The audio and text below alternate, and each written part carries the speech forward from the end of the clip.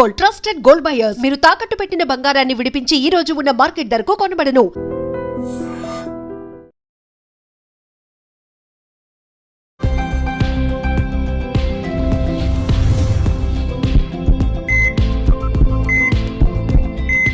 నమస్తే, welcome to healthy conversations with iDream media. నేను మీ Jhansi. So ఈరోజు మనతో ఉన్నారు consultant neurologist doctor Yashwant Paidimari. So సార్తో మాట్లాడి ఎప్పుడైనా కానీ మీ రిలేటివ్స్లో, ఫ్రెండ్స్లో ఎవరైనా ఫిట్స్ రావడం ఆఫీసెస్లో కానీ స్కూల్ ఆర్ కాలేజ్లో చూసారా? అసలు ఫిట్స్ అనేది ఎందుకు వస్తుంది, అంటే కారణాలు ఏముంటాయి? ఏమైనా మనం మెడికేషన్ త్రూ స్టాప్ చేయొచ్చా, అంటే వంశపారంపర్యంగా వస్తాయి? ఈ డౌట్స్ అన్నీ కూడా క్లారిఫికేషన్ చేసుకునే ప్రయత్నం చేద్దాం. నమస్తే సార్. నమస్తే. సో ఎపిలెప్సీ అంటూ ఉంటారు, ఫిట్స్ అంటూ ఉంటారు. ఈ రెండు ఒకటేనా? అసలు ఒకవేళ ఎందుకు వస్తుంది ఫిట్స్ అనేది? అంటే మన పేరెంట్స్ జెనెటికల్గా వచ్చే అవకాశం ఉంటుందా? దీన్ని ఎక్కడ స్టాప్ చేయాలి, ఎలా స్టాప్ చేసుకోవచ్చు? ఓకే. సో సాధారణంగా ఫిట్స్ అంటే అందరికీ తెలుసు. ఆ ఒక్క ఎపిసోడ్ని డిస్క్రైబ్ చేయడానికి మాత్రమే దాన్ని ఫిట్స్ అంటారు. ఈరోజు ఫిట్స్ వచ్చింది అని ఈరోజు జరిగిన ఈవెంట్ని లేకపోతే వన్ సింగిల్ ఎపిసోడ్ని డిస్క్రైబ్ చేయడానికి మాత్రమే ఫిట్స్ అంటారు. బట్ ఇఫ్ ఎట్ ఆల్ వారికి మళ్ళీ వచ్చే అవకాశం ఎక్కువగా ఉంది, లేదంటే కనీసం 2 or more than 2 ఎపిసోడ్స్ వచ్చాయంటే మాత్రం వాళ్ళని ఎపిలెప్సీ అంటారు. Okay okay. అంటే ఫ్రీక్వెంట్గా వస్తున్నాయి అనుకోండి, ఇప్పుడు మంత్లో రెగ్యులర్గా ఒక 10 టైమ్స్ అబోవ్ వచ్చాయి అనుకోండి, దాన్ని ఎలా మనం కన్సిడర్ చేయొచ్చు? మీరు చెప్పిన దాన్ని బట్టి ఇప్పుడు మేము సాధారణంగా చూసే పేషెంట్స్లో ఒక 100 పేషెంట్స్ ఉన్నారనుకోండి, ఫిట్స్ పేషెంట్స్, దాంట్లో 85% పేషెంట్స్ ఈజీగా ట్రీట్ చేయపోతారు. ఒక్కసారి ఫిట్ వస్తుంది లైఫ్లో, వాళ్ళు డాక్టర్ దగ్గరికి వస్తారు, మేము ట్రీట్మెంట్ పెడతాము, మళ్ళీ రాదు. ఓ 3 years అయిపోయిన తర్వాత మేము మళ్ళీ మెడికేషన్స్ ఆపేస్తాం. యూజువల్గా ఇలా ఉంటుంది. సో నేను చెప్తాను మళ్ళీ. సో 85% పీపుల్కి చాలా ఈజీగా సజావుగా అయిపోతుంది ట్రీట్మెంట్. బట్ రిమైనింగ్ 15% పీపుల్కి మాత్రం ఫ్రీక్వెన్సీ చాలా ఎక్కువ ఉంటుంది. బట్ మీరు ఏదైతే చెప్పారో నెలకి 10 times అనేది, అది 100లో ఒక్కడే ఉంటారు. ఓకే, అది చాలా రేర్. బట్ ఎవరికైతే కనుక అట్లీస్ట్ 2 or more ఉన్నప్పుడు మనం దాన్ని ఎపిలెప్సీ అంటాం. ఒక సింగిల్ ఎపిసోడే వచ్చింది అంటే మనం దాన్ని ఫిట్స్ అంటాం. ఓకే. సో ఫిట్స్ ఒకసారి వచ్చిందనుకోండి ఎవరికైనా కానీ, మామూలుగా కారణాలు ఎలా ఉండొచ్చు? కొంతమందికి జస్ట్ షుగర్ డౌన్ అయింది, దానివల్ల ఫిట్స్ రావచ్చు. షుగర్ డౌన్ అయినా ఫిట్స్ రావచ్చు. కొంతమందికి సోడియం డౌన్ అయితే ఫిట్స్ రావచ్చు, కాల్షియం అప్ ఆర్ డౌన్ అయినా ఫిట్స్ రావచ్చు, మెగ్నీషియం డౌన్ అయినా ఫిట్స్ రావచ్చు. ఇలా కాకుండా కొంతమందికి హెడ్ ఇంజురీస్ వల్ల ఫిట్స్ రావచ్చు, కొంతమందికి బ్రెయిన్ ఇన్ఫెక్షన్స్ వల్ల ఫిట్స్ రావచ్చు, కొంతమందికి పాయిజనింగ్స్ తీసుకోవడం వల్ల, లేకపోతే ఇంకా వేరే కారణాల వల్ల హాస్పిటల్లో అడ్మిట్ అయ్యి, సో అంటే కిడ్నీ ప్రాబ్లమ్స్తో, లివర్ ప్రాబ్లమ్స్తో హాస్పిటల్ అడ్మిట్ అయ్యి, సో వాటి వల్ల కూడా ఫిట్స్ రావచ్చు. బట్ మేము కామన్గా చూసేది ఎలా ఉంటుందంటే, ఒక ప్యాటర్న్ ఉంటుంది.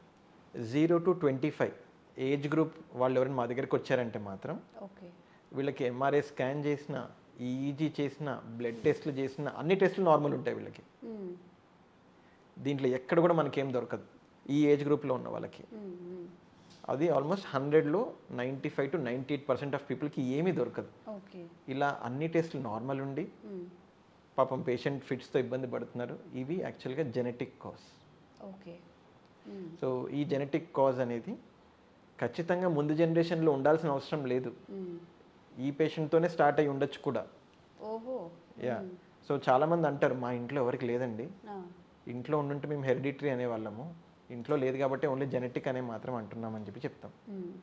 Okay.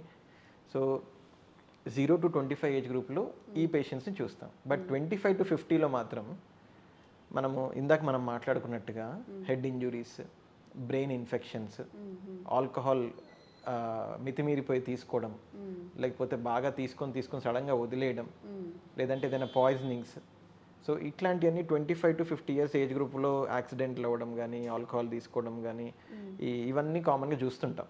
Okay. More than 50 years age గ్రూప్లో కాజెస్ వేరే ఉంటాయి. So more than 50 years age గ్రూప్లో brain strokes, brain tumours, cancers ఇట్లాంటివి ఉంటాయి. సో ఏజ్ బట్టి మనం కాజ్ని ఆలోచిస్తామన్నమాట. ఓకే. సో ఎవరైనా పేషెంట్ మా దగ్గరికి వచ్చి ఫిట్స్ అని చెప్పారంటే మాకు ఒక ఐడియా వస్తుంది. మాకు ఇంతకు ముందు మాకున్న ఎక్స్పీరియన్స్కి, ఉన్న చదివిన లిటరేచర్ బట్టి, సో వాళ్ళు చెప్పిన విధానం బట్టి మనము ఒక క్లారిటీ అనేది వస్తుంది. ఒక క్లారిటీ అనేది గ్రాస్కి అయితే తెలుస్తుంది. బట్ వర్కప్ మాత్రం అందరికీ చేస్తాం. ఓకే.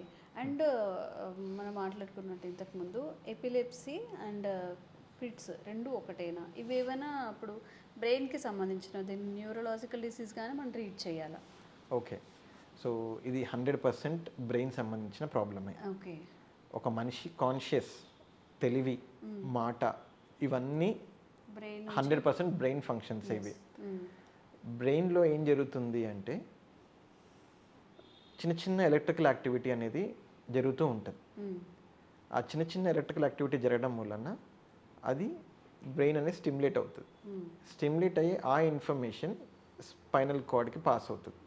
స్పైనల్ కార్డ్ ద్వారా చేతికి కాళ్ళు సంబంధించిన నరాలకు పాస్ అవుతుంది. ఏదైతే ఈ ఎలక్ట్రికల్ యాక్టివిటీ గురించి మాట్లాడుతుంటామో కొంతమందికి ఈ ఎపిలెప్సీ పేషెంట్స్ ఎవరైతే ఉంటారో వాళ్ళల్లో ఈ ఎలక్ట్రికల్ యాక్టివిటీలో ఫ్లక్చువేషన్స్ వచ్చేస్తాయి.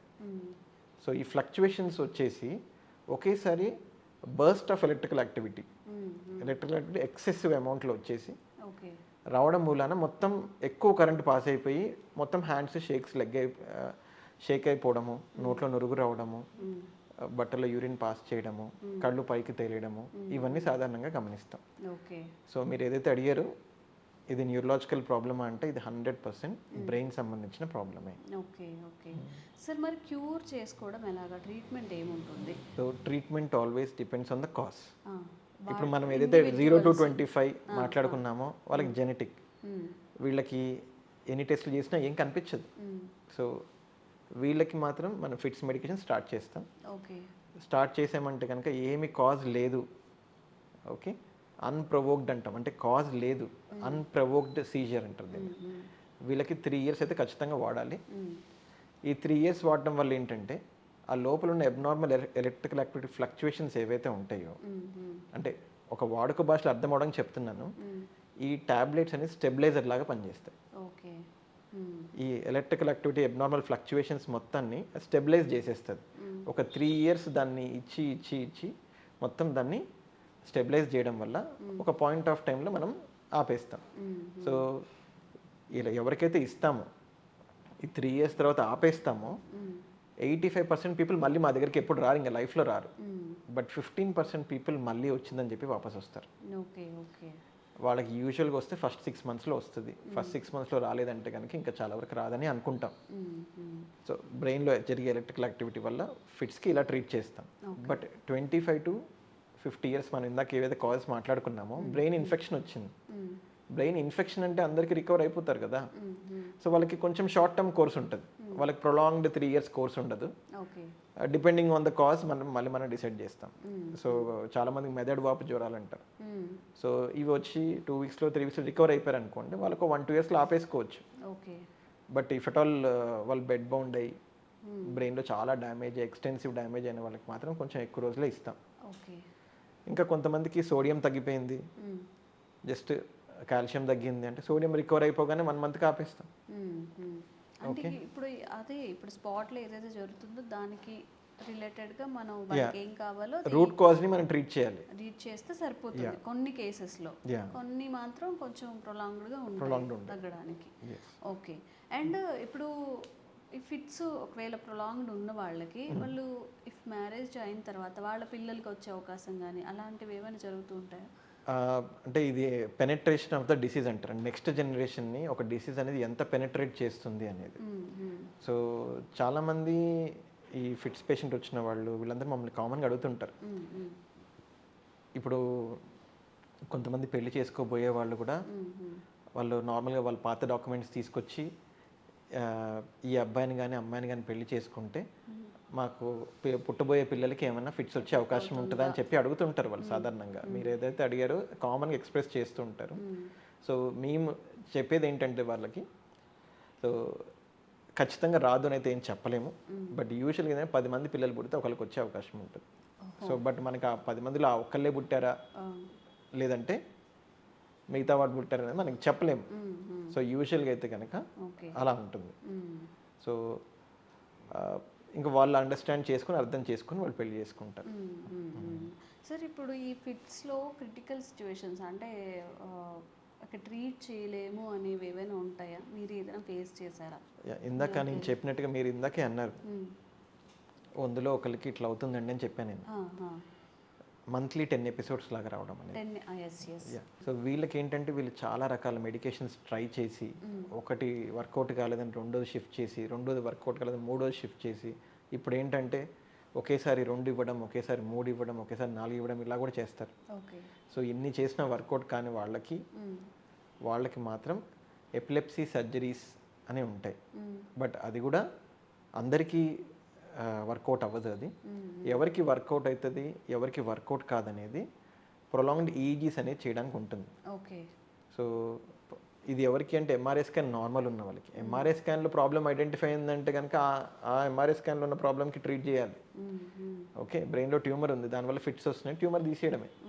ఓకే, అన్ని పరీక్షలు అనేవి నార్మల్ ఉండి అప్పుడు ఫిట్స్ వస్తున్న వాళ్ళకి ఏంటంటే ప్రొలాంగ్డ్ ఈజీ 3 days ఈజీస్ చేస్తాం. ఆ ఈజీ చేసే టైంలో ఎక్కడ ఏ పార్ట్ ఆఫ్ ద బ్రెయిన్ నుంచి వస్తుంది, so multiple parts of the brain నుంచి వస్తుందంటే ఎవరు ఏం చేయలేరు. బట్ కొంతమందికి స్పెసిఫిక్గా ఒక్క లొకేషన్ నుంచే ఫిట్స్ వస్తున్నాయి అనుకున్న వాళ్ళకి మాత్రం వాళ్ళకి ఎక్స్ప్లెయిన్ చేసి ఇక్కడి నుంచే వస్తున్నాయండి ఫిట్స్, ఈ ఒక్క భాగానికి కొంత ఆపరేషన్ చేస్తే బాగుంటుంది అని చెప్పి ఎక్స్ప్లెయిన్ చేస్తాం.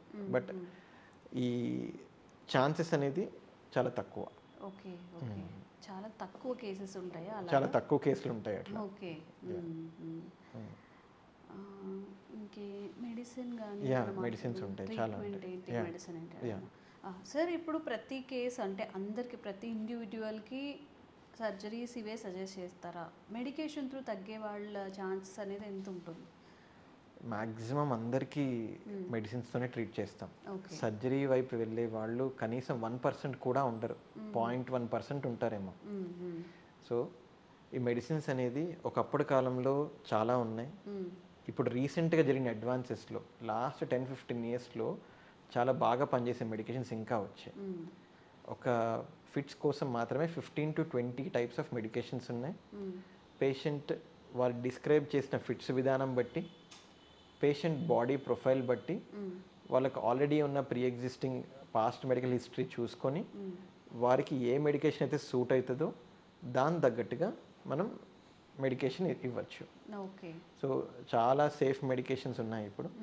యాక్చువల్గా వాళ్ళు హ్యాపీగా వాళ్ళ లైఫ్ వాళ్ళు లీడ్ చేసుకుంటారు. ఈ 0 to 25 వస్తుంది కానీ దీనివల్ల వాళ్ళ అకాడమిక్స్ ఎఫెక్ట్ అవ్వడం కానీ వాళ్ళ కెరీర్ ఎఫెక్ట్ అవ్వడం కానీ ఏమీ ఉండదు. వాళ్ళు మెడికేషన్స్ వాడుకుంటారు, వాళ్ళ కెరీర్లో వాళ్ళు ప్రోగ్రెస్ అవుతారు, వాళ్ళు హ్యాపీగా 3 years అవగానే వచ్చేసి మళ్ళీ సిచ్యువేషన్ బట్టి తగ్గించుకొని ఆపేస్తాం మెడికేషన్స్. ఓకే.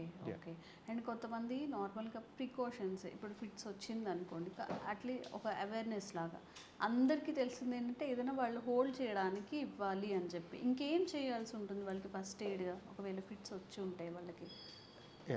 ఫిట్స్ వచ్చినప్పుడు ఏంటంటే అది యూజువల్గా డ్యూరేషన్ ఆఫ్ ఫిట్స్ అనేది మనం ఏం చేసినా చేయకపోయినా అదొక 120 seconds అటు ఇటుగా ఉంటుంది.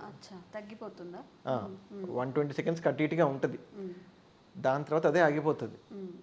నిజంగా చెప్పాలంటే ఒక ఫిట్ వచ్చినప్పుడు ఫ్యామిలీ మెంబర్ ఎవరైనా విట్నెస్ చేస్తున్నప్పుడు వాళ్ళు అది ఫిట్ అని రియలైజ్ అవ్వడానికి 30 seconds అయిపోతుంది. దాని తర్వాత ఎక్కడ తాళాలు ఎక్కడున్నాయని వాళ్ళు ఆలోచించి అది తీసుకొచ్చే లోపు ఇంకో 60 seconds అయిపోతుంది. తర్వాత అప్పుడు తీసుకొచ్చి తాళం చేతిలో పెట్టిన తర్వాత 120 seconds అయిపోతుంది. అది యాక్చువల్ దానివల్ల తగ్గింది అనుకుంటారు కానీ అసలు దాని రోల్ ఏం లేదు. న్యాచురల్గా అది తగ్గాల్సిన టైంలో అది తగ్గుతుంది. బట్ మనం చేయాల్సింది ఏంటి అంటే ఎవరైనా కానీ ఏ పొజిషన్లో ఉన్నారు, ఇప్పుడు కూర్చునే పొజిషన్లో ఉన్నారు, లేకపోతే ఎక్కడో ఒక పొజిషన్లో చాలా ఇరుగ్గా స్టక్ అయిపోయి ఉన్నారంటే కనుక వాళ్ళని సేఫ్ ప్లేస్లోకి తీసుకురావాలి. వాళ్ళని సేఫ్ ప్లేస్లోకి ఎక్కడైనా ఫ్లోర్ పైన పడుకోబెడితే కనుక వాళ్ళు హార్మ్ చేసుకోకుండా ఉంటారు. ఇప్పుడు కొంతమంది చెయ్యి ఇలా ఉన్నప్పుడు ఫిట్స్ వచ్చింది అనుకోండి, ఇలా ఈ చెయ్యి బిగిసిపోతుంది ఇక్కడ. సో వాళ్ళు హార్మ్ చేసుకోకుండా మనము వాళ్ళని ఫ్రీగా ఉంచాలి. దాని తర్వాత నోట్లో నుంచి ఏవైతే కఫం లాంటిది వస్తుందో అది లైన్ డౌన్ పోస్చర్లో ఉంటే కనుక లోపలికి వెళ్ళిపోయే అవకాశం ఉంటుంది. దానివల్ల బ్రీతింగ్ డిఫికల్టీ వచ్చి కొంచెం గురకలాగా కూడా వచ్చే అవకాశం ఉంటుంది. ఓకే. అప్పుడు బ్రీతింగ్ డిఫికల్టీ రాకుండా ఉండడానికి ఏం చేయాలంటే, ఎవరైతే ఫిట్స్ పేషెంట్ మనం చూస్తుంటాం వారిని ఎడమ వైపుకి తిప్పినట్టయితే కనుక అది ఏదైతే ఉంటుందో ఆ కఫం అంతా నోట్లో నుంచి బయటికి వస్తుంది, దానివల్ల బ్రీతింగ్ డిఫికల్టీ కాకుండా ఉంటుంది. బట్ ఈ కీ చైన్స్ పెట్టడం ఇవన్నీ అవాయిడ్ చేసేయాలి. ఓకే. ఓకే. వాళ్ళు ఏం చేసినా చేయకపోయినా ప్రాక్టీస్ అంటే అదే మనకి మూవీలో కానీ ఎక్కడైనా కానీ ఫిట్స్ వస్తుంది అంటే ఏదో ఒకటి హోల్డ్ చేయడానికి ఇవ్వాలి అన్నట్టు చూపిస్తూ ఉంటారు. బట్ ఈ మధ్య చాలా అవేర్నెస్ పెరిగింది. సో వాళ్ళైతే కనుక ఫస్ట్ ఈ ప్రికాషన్స్ తీసుకుంటున్నారు. ఓకే. సో మనమైతే కనుక లెఫ్ట్ సైడ్ తిప్పాలి, ఆ నోట్లో ఉన్న కఫం బయటకు వచ్చేలాగా హోల్డ్ చేయాలి, సెల్ఫ్ హార్మ్ చేసుకోకుండా చూసుకోవాలి. ఓకే. ఇలా చేసుకుంటే ఒక 120 సెకండ్స్కి అటు ఇటుగా యూజువల్గా రికవర్ అవుతారు ఎవరైనా. కానీ అంతకు మించి పెరుగుతుంది అనుకోండి, అక్కడే ఉంచుకొని మనం ఏమీ చేయలేము. డెఫినెటివ్గా నియర్ బై ఎమర్జెన్సీకి తీసుకెళ్లాల్సిందే. ఎమర్జెన్సీలో ఒక ఇంజెక్షన్ ఇస్తే కనుక వితిన్ 3 to 5 minutesలో మొత్తం తగ్గిపోతుంది, క్లియర్ అయిపోతుంది. ఓకే. ఓకే. ఫిట్స్ అండ్ ఎపిలిప్సియా దీని గురించిన ఫుల్ ఇన్ఫర్మేషన్ మీకు ఇచ్చామని అనుకుంటున్నాము. సార్ చెప్పినట్టుగా మన సొంత ప్రయోగాలు చేయకుండా ఒకవేళ 1 minute 20 seconds కన్నా ఎక్కువ దాటితే కనుక ఖచ్చితంగా వెంటనే దగ్గరలో ఉన్న హాస్పిటల్కి తీసుకెళ్ళడానికి ట్రై చేయండి. అండ్ కొంచెం అవేర్నెస్ కలిగి ఉండండి. ఇంకా వేరే ఇష్యూస్ ఏమి ఫేస్ చేస్తున్నారు కానీ న్యూరలాజికల్ డిసీజెస్ ఏమైనా కానీ కామెంట్ చేయండి, తప్పకుండా క్లారిఫికేషన్ ఇచ్చే ప్రయత్నం చేస్తాము. Thank you so much sir. Thank you.